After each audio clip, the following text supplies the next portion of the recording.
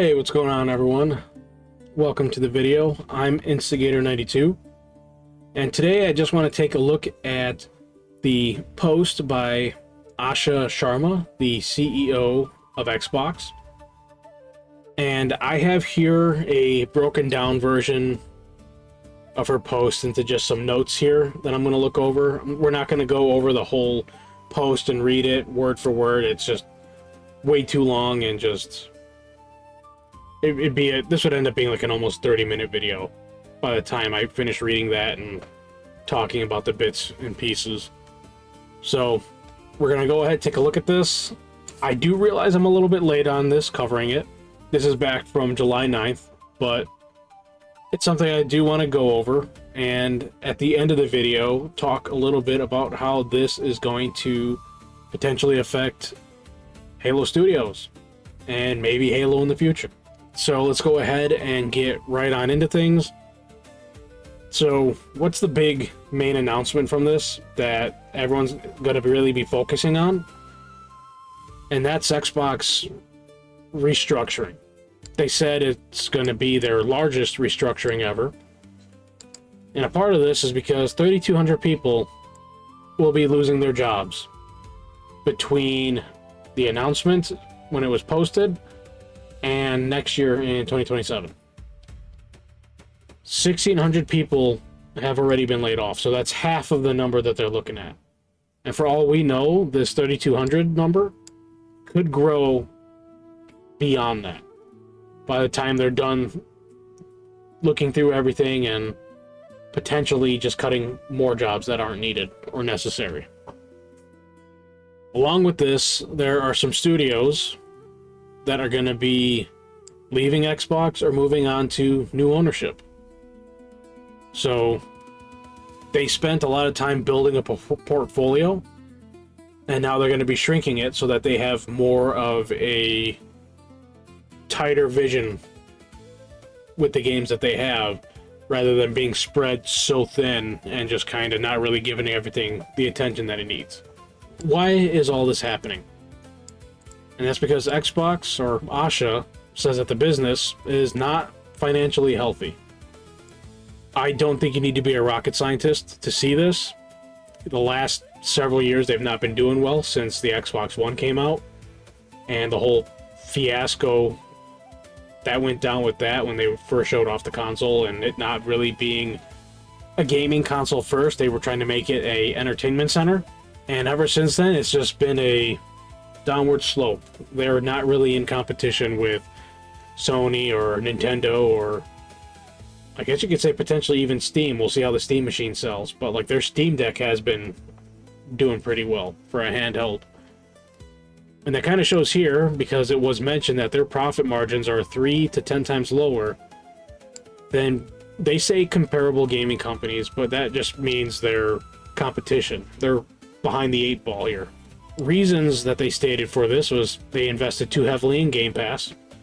So having a lot of games go first day on Game Pass, they're not making money because people are paying a subscription rather than buying the game. You know, they talk about acquiring studios. They had a huge acquisition with Activision Blizzard. You know, they acquired Bethesda. All big name studios that were not cheap, especially the Activision Blizzard, because you got World of Warcraft there, Call of Duty, and then Activision has a lot of other little games underneath their umbrella. You know, if anyone remembers Guitar Hero, that's something from them. And multi-platform releases. Basically, their first-party games aren't console exclusives, since they're on PC and some things went to PS5. They're not giving people a reason to invest in the Xbox ecosystem.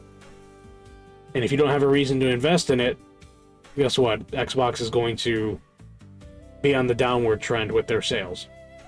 Because if I don't need to buy a console here and I could just buy a PlayStation or PC, I already got everything I need. I don't have to be a part of that ecosystem to play the games. Those investments created value, but didn't grow fast enough to offset rising costs. So they invested heavily into studios and games, but they're not making money off of them. They just have too much, and with their current ecosystem being as far behind as it is and small, they can't really make a lot of that money back as quickly as they would like. They need to make changes to cut some of the spending that they have going on, so that way when they are having money come in, a portion of that isn't being eaten away at from the money that they're spending elsewhere. You know, and then they're saying that the gaming industry is experiencing what they're calling its worst hardware downturn ever. With the prices of consoles going up like they have, it's no wonder why people aren't buying anymore. I mean, what was it? The Series X was, I think, $600 at launch. And now it's what, almost $900? Something like that? Like, that's a crazy price hike. It's kind of hard for people to afford having a lot of these things. You know, that's not cheap. $600 already isn't cheap. That's a couple of weeks of work for most people. Content strategy changes. Asha said they expanded too aggressively after 2018 and now own more studios than they can effectively manage. So they went and bought all these studios, but they can't really keep track of all these things and have their managers going in, checking on progress and making sure that games are going in the direction they need to be.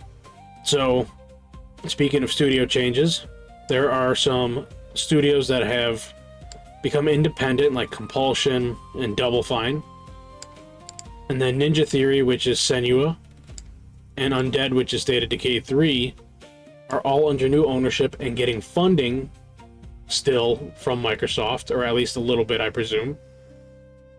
They talk about Arcane Leon, which is a studio that's exploring strategic options. I'm not actually familiar with this studio. I don't really know what game they make. And then they're talking about a lot of these layoffs are affecting Activision, Blizzard, Bethesda, King, Mojang, and Xbox Game Studios. And that at least no publicly announced first-party games are being canceled. Mojang, and I believe Mojang is the one that handles Minecraft, and then the company King, or the studio King, my bad, are all going to report directly to Asha herself. So she is taking lead of the two studios that are making the most money for Microsoft right now, which are Mojang and King. Honestly, Halo Studios and even the Coalition should be up here too. Maybe not as much as Minecraft with how big that's become. Their first-party titles aren't even mentioned up here as, like, top earners. And that's not a good thing. They want to bring down their layers or levels of management. They want to have a maximum of 5, preferably 3, which is a lot more realistic. So that's going to be fewer managers and more developers. And with this, it's going to be easier to have one vision and have everyone working towards that. Unfortunately, having a democracy where multiple people can have input does not work in something like this. You just need to have someone make that decision, and everyone has to be on board with that. You know, and then the biggest thing, clear ownership of decisions. So when a manager makes a bad decision and there's a huge fuck up somewhere, they know exactly who they need to go to and what tree to shake. That is going to be a good thing there. So next thing here, they have leadership changes. They are creating their first chief operating officer role now at Xbox. And the person that's being promoted to that is a lady named Helen Chiang, however that's pronounced. And she's going to oversee content, hardware, platform, and services. So she's basically going to be Asha's helper on steering the ship, and probably be a little bit more in the nitty-gritty than Asha herself. Asha will just kind of be the director, overseeing kind of everything, and then this person's going to be a little bit more focused in on exactly what some of these divisions are doing.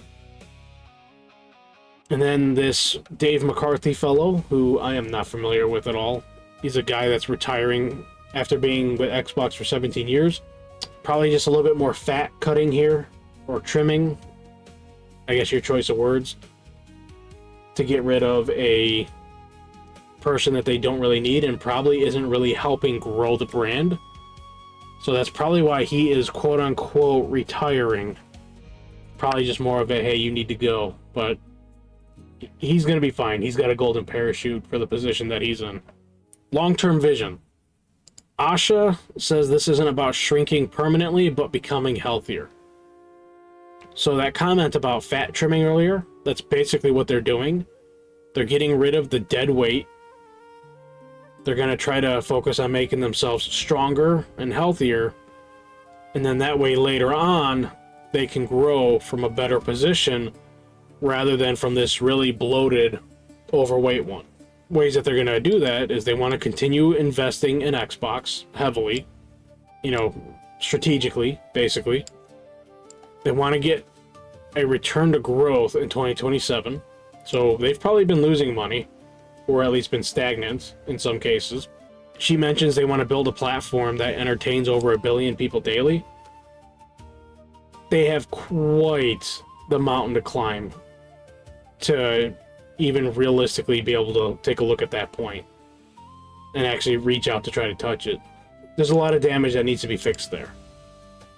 And then they want to avoid becoming complacent simply because Xbox is an established brand.